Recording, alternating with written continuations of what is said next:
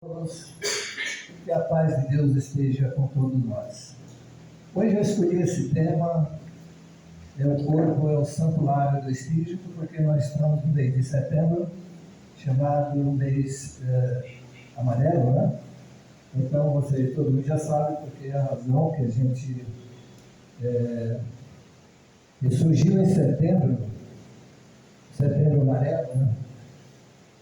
Então, setembro amarelo começou nos Estados Unidos, quando um jovem, Nick Allen, de 17 anos, cometeu um suicídio.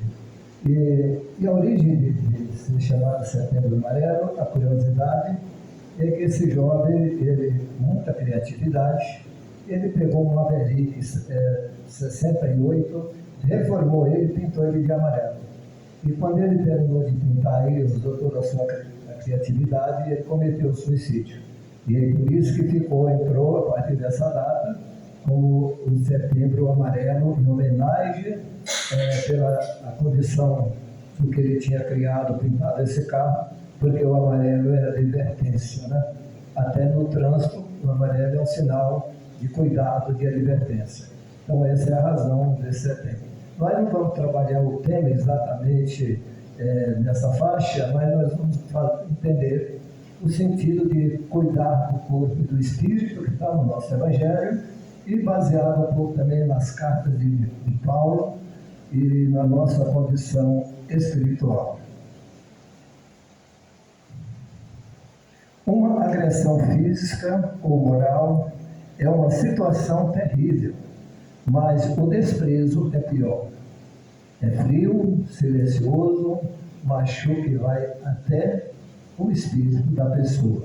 Então isso foi segundo o estudo que fizeram, que levou esse jovem a essa situação, o desprezo que ele recebia das famílias, não sei lá por que razão, mas eles colocaram que por essa razão de se sentir desprezado, ele achou que a vida não faria mais sentido. Mas nós vamos dedicar um pouco no Evangelho, um dos evangelhos que eu acho mais profundo, que fala de espiritualidade, que não foi aceito dentro dos 5 evangelhos, porque ele é muito profundo na vida espiritual, chamado o Evangelho de Tomé, onde tem um diálogo de Jesus, que foi escrito no tempo do Cristo, e Jesus disse Jesus: se a carne foi feita por causa do Espírito, isso é maravilhoso. Mas se o Espírito foi feito por causa do corpo, é isso maravilha das maravilhas. Eu, porém, estou maravilhado diante do seguinte: como é que tamanha riqueza foi habitar em tamanha pobreza? Então, vê que ele coloca que o Espírito é uma riqueza, né? Tamanha riqueza de habitar nessa pobreza, né? Que é o corpo carnal. E nós temos até uma tendência de desvalorizar o nosso próprio corpo, quando a gente coloca, às vezes, em palestra, porque esse corpo material vira uma coisa desprezível, não? Mas o corpo é o templo do Espírito, né? O corpo é sagrado, ele está dentro das leis divinas. O templo de Deus que sois vós é santo. Está em 1 Coríntios 3, 16 e 17. O seu corpo é um templo para o seu espírito, disse o apóstolo Paulo, né? Então, se a gente levar por esse raciocínio que o corpo é o templo do nosso espírito, nós vamos nos valorizar fisicamente muito mais. E a vida começa a tomar outro sentido, e esse processo de querer se livrar do próprio corpo começa a deixar de existir, porque você começa a sentir que você faz parte de um processo divino, que o seu corpo não é uma coisa do acaso e também não é uma coisa suja, que você pretende se livrar dele. Assim como você trata os templos com respeito, deve tratar o seu corpo com respeito. Você pode fazer isso obedecendo a sua consciência, né? E aí vamos à reflexão. Como é que está a minha consciência para eu valorizar meu corpo, tratar esse corpo com respeito, porque ele é o templo da minha condição espiritual. É nele que eu habito, né? Então, essa é a reflexão do apóstolo Paulo, né? Nós encontramos na carta de Paulo Romano.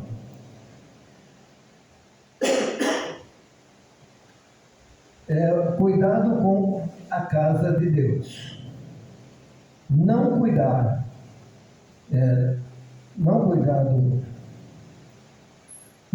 do templo é um pecado, né? Não cuidar do corpo é um pecado grave contra o templo do Espírito, né? Então também são preceitos bíblicos que está nas cartas de Paulo, que diz: se você não cuida do seu corpo, você está cometendo um pecado, baseado naquele processo daquele pessoal que usava um chicotezinho para se automutilar, né? Então o apóstolo coloca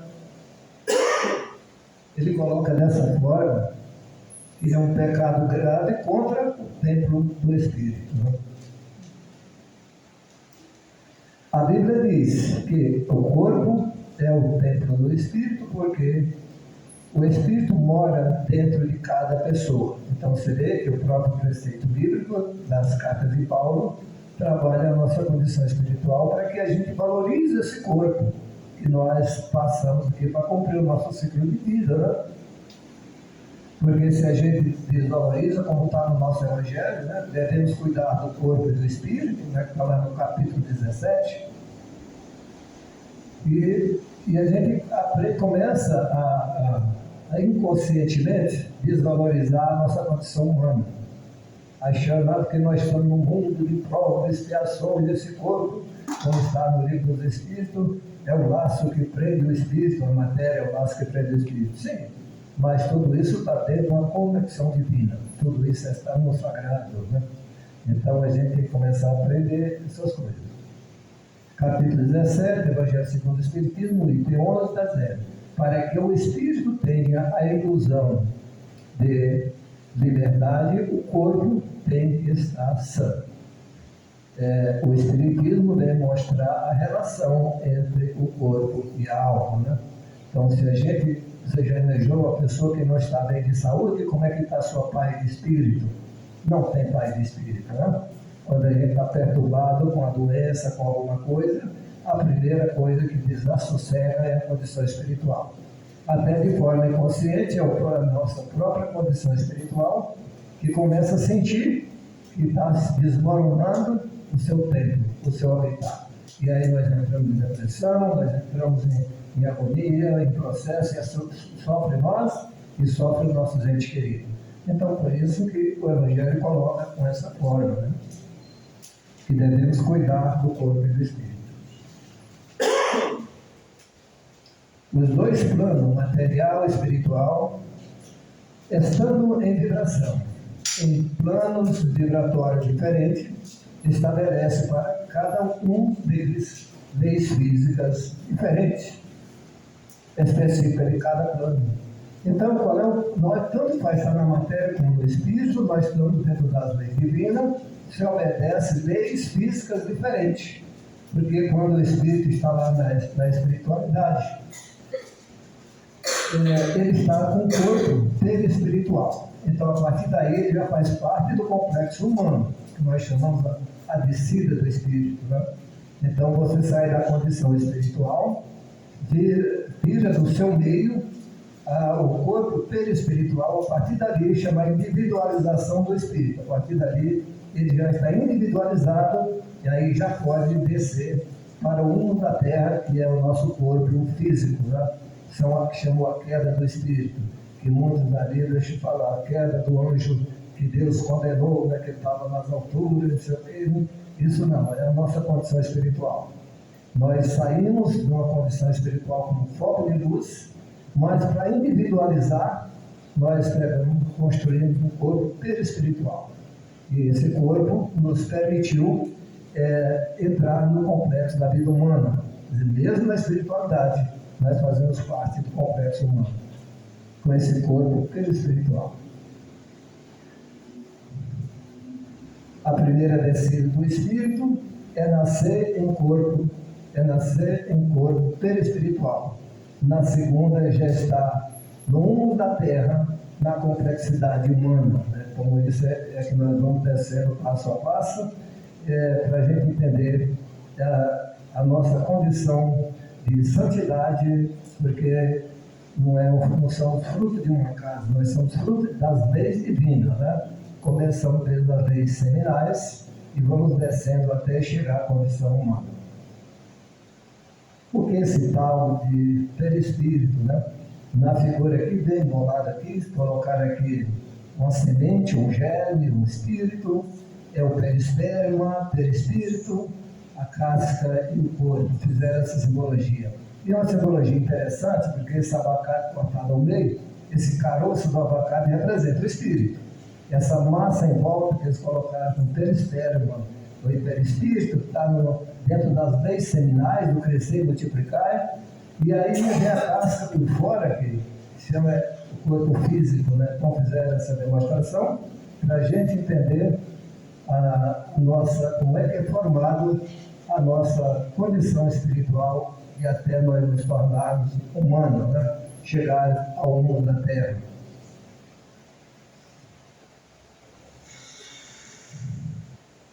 O espírito como um princípio inteligente, obedecendo às leis naturais, tira do seu meio, no estado normal de condensação ou de disposição molecular, forma o seu corpo ou perispírito. Então ele tira do seu estado, do seu meio, né? Diz o espírito como um princípio inteligente, obedecendo às leis naturais. Então não tem nada sobrenatural. Está dentro das leis naturais. Tira do seu meio. Onde é que ele está? No fluido universal. É de lá que ele vira esse corpo perispiritual, para poder entrar na complexidade humana. Esse involúcro semimaterial do espírito, que ele serve de meio para a produção dos registros, de todas as nossas jornadas espirituais que já vivemos, que é o livro de nossa vida. Né? Então nós pegamos essa condição perispiritual e aí vai ficando tudo registrado, né?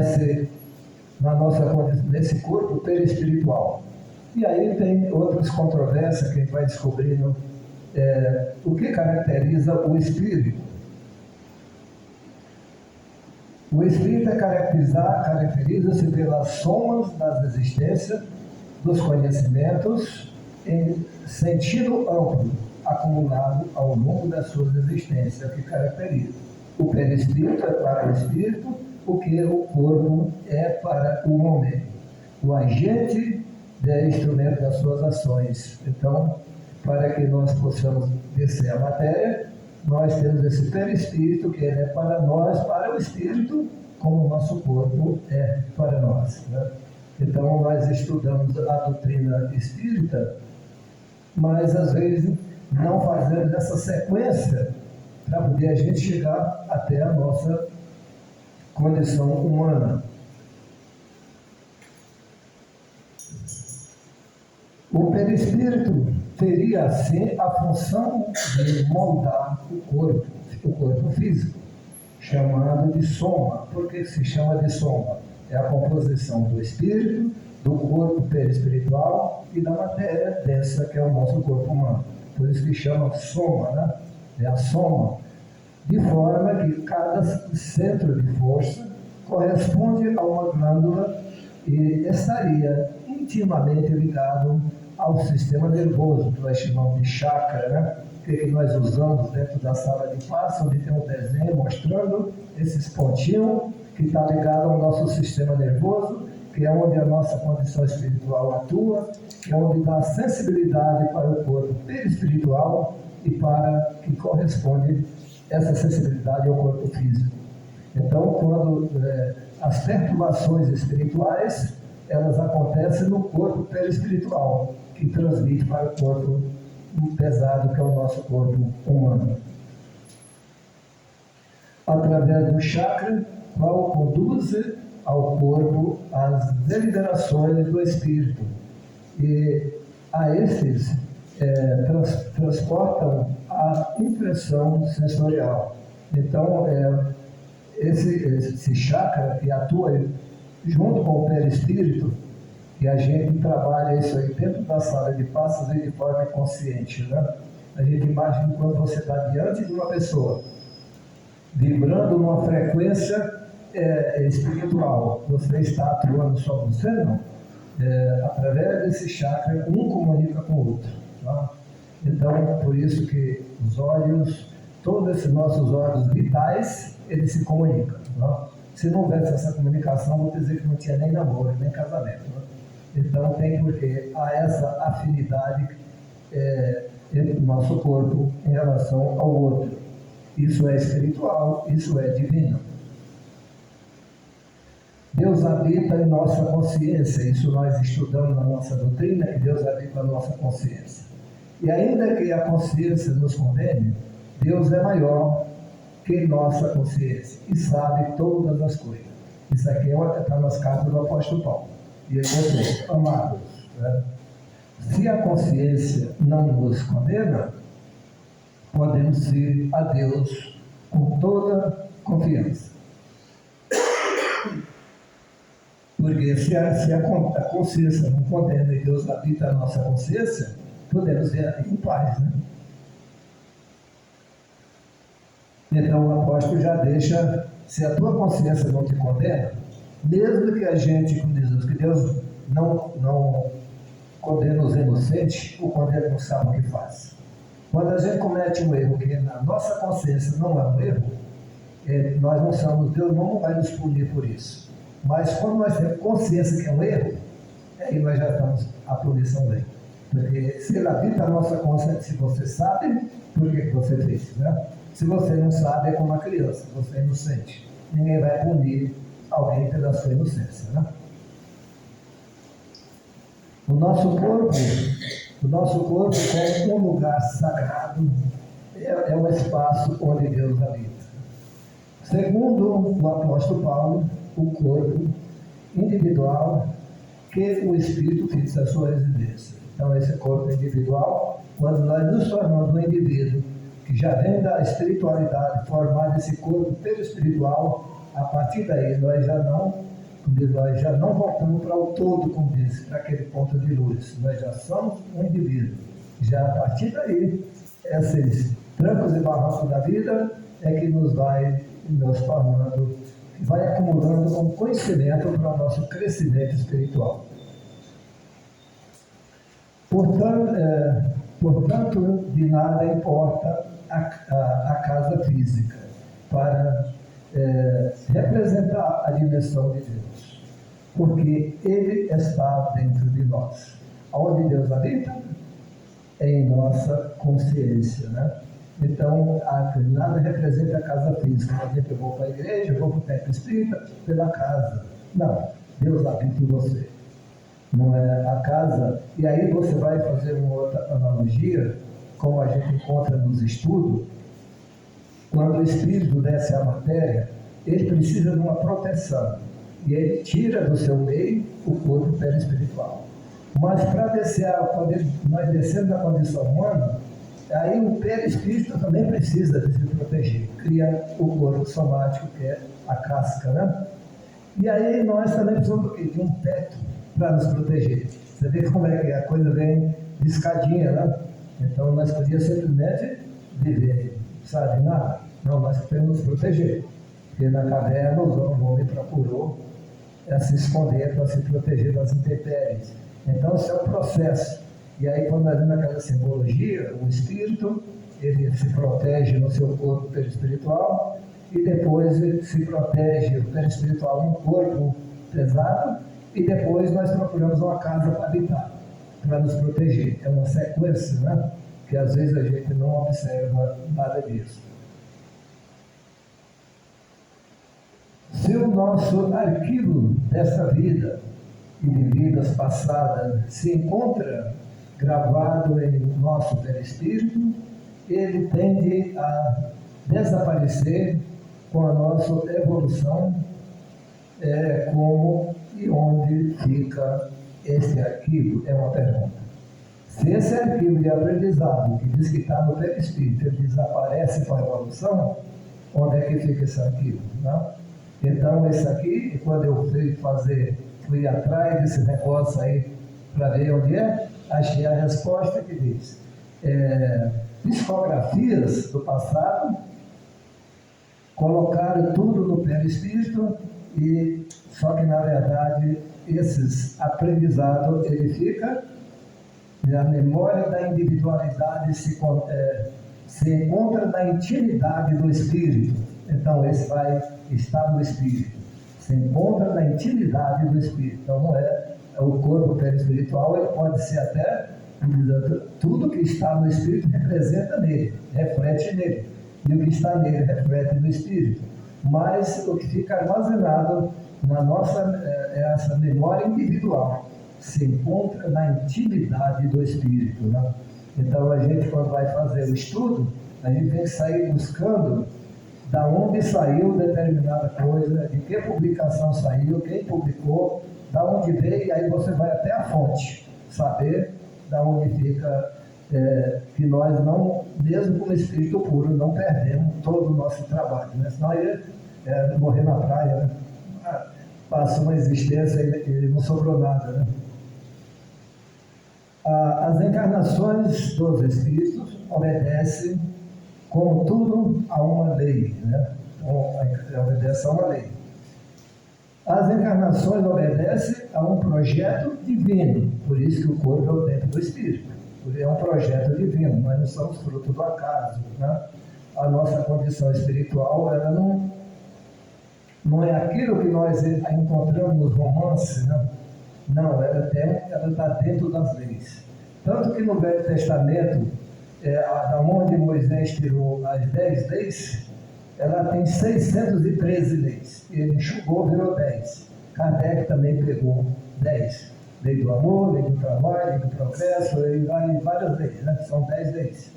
E todas elas estão dentro de um processo espiritual chamado de projeto divino. Durante a encarnação, existe, portanto, uma ligação estreita entre o espírito e o corpo físico. Por meio do perispírito, razão, porque qualquer modificação doentia nas células nervosas do cérebro importa numa alteração das faculdades espirituais. Então, quando nós sofremos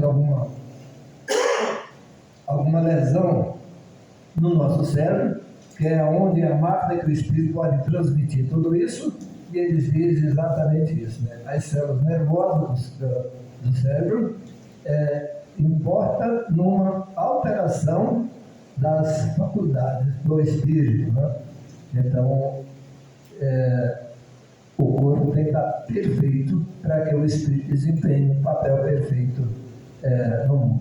E esse corpo pode vir deteriorado até por questão hereditária, não por castigo, como a gente imagina. Nós temos doenças hereditárias, doenças adquiridas, e essa doença influi no nosso corpo físico. Mesmo que o espírito habite dentro das leis naturais, ele não tem como voltar, e aí, às vezes, a vida que podia ser de 80 anos pode ser de 80 dias. Pode ir embora ou a pessoa viver uma vida vegetativa. Essa é a nossa condição espiritual como foco de luz. O perispírito é o corpo do espírito e é o que ele dá limite, interação com a natureza. Então, a gente imaginar que o perispírito do espírito não tem limite, ele tem limite. Porque ele já não é mais espírito puro, ele está na complexidade humana. Ele desceu por uma razão na lei do progresso, dentro das leis de Deus, então ele tem limite. Ele é limitado às suas ações, porque ele já tem um corpo tirado de uma matéria fluídica. O perispírito é constituído de uma matéria muito sutil, fluídica, energética, de uma semimatéria que tem a função de permitir ao espírito interagir com os elementos da natureza, né? Então, essa semimatéria, que é a sua construção, a partir daí, esse mesmo estando na espiritualidade, ele faz parte da complexidade humana, senão ele não encarna, né?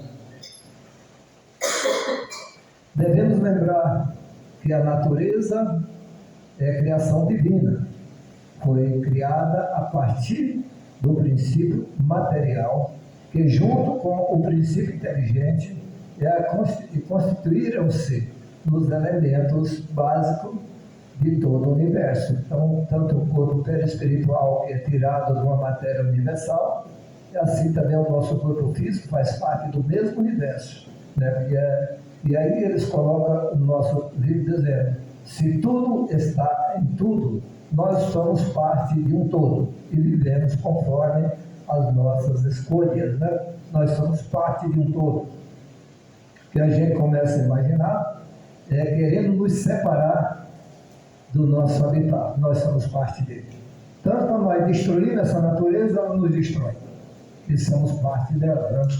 E nós estamos vivendo hoje o destempeiro climático, fruto do que o homem destruiu a sua natureza, qual faz parte dele. Se faz parte dele, nós estamos pagando a conta agora, né? Para a gente entender que os conhecimentos espirituais, ele não pode ser baseado em religião ou em fanatismo, ele é baseado em ciência, filosofia e conhecimento. O corpo é um instrumento do espírito, né? Está no livro dos Espíritos, na questão, se não me engano, é 257. Né? O corpo é o instrumento da dor. Então, por isso que nós sentimos dor, porque essa é a sua finalidade. Onde Deus habita em nossa consciência. O espírito pode estar desencarnado, ou seja, no plano espiritual, sem um corpo material, ou encarnado, constituindo o que se chama de complexo humano. Tanto faz estar desencarnado, como estar encarnado e faz parte do complexo humano. Senão ele não pode voltar para encarnar.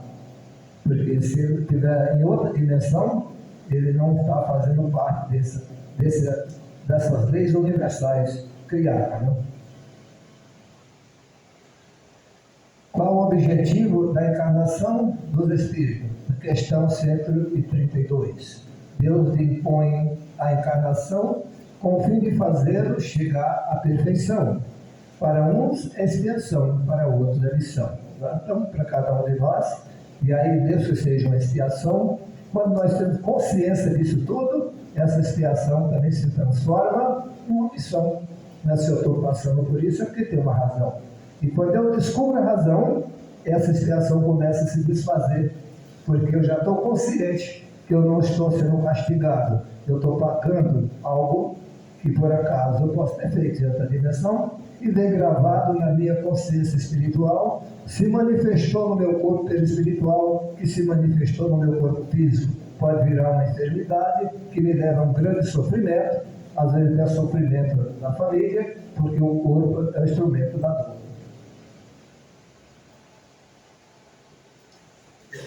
Os conceitos, as ideias, os sofrimentos, as emoções, os sonhos, os amores, as escolhas, as decisões, os erros e os enganos e as realizações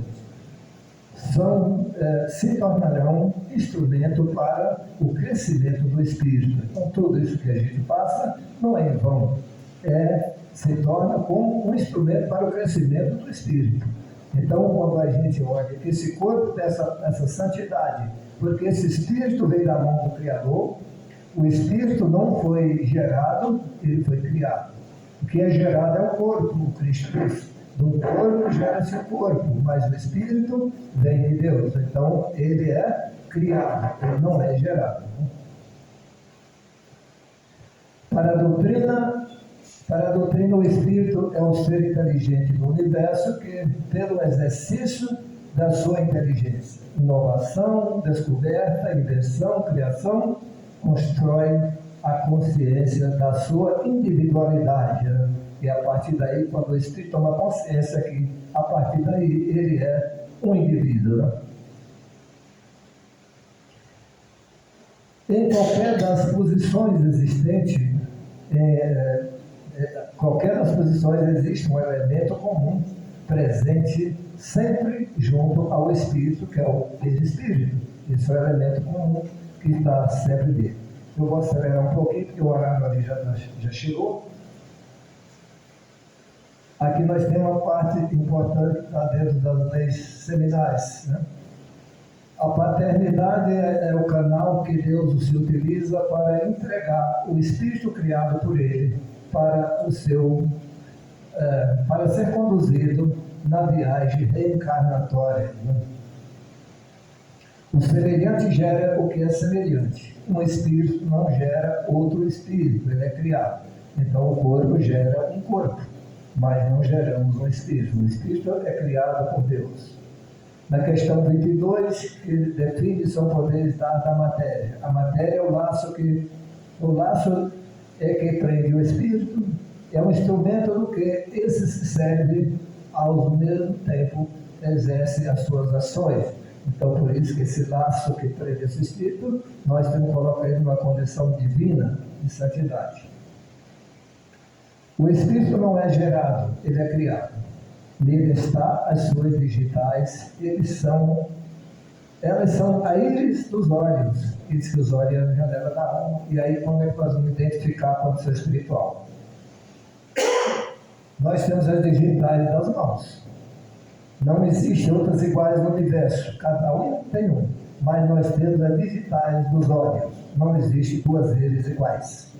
Então, isso você pode gerar o DNA do filho, da mãe, do pai, está no corpo do filho. As doenças hereditárias, a aparência, muita coisa. Jamais as digitais, jamais a íris dos olhos. Essa é a condição do espírito.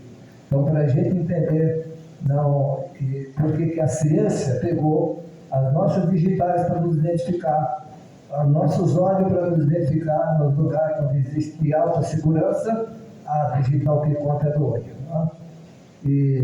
E hoje você vai no banco tirar um dinheiro, você põe lá a sua digital. Se não confere, eles pedem você botar uma senha, porque eles já leram a sua íris, sabe que é você. Aquela câmera já focou. Tá?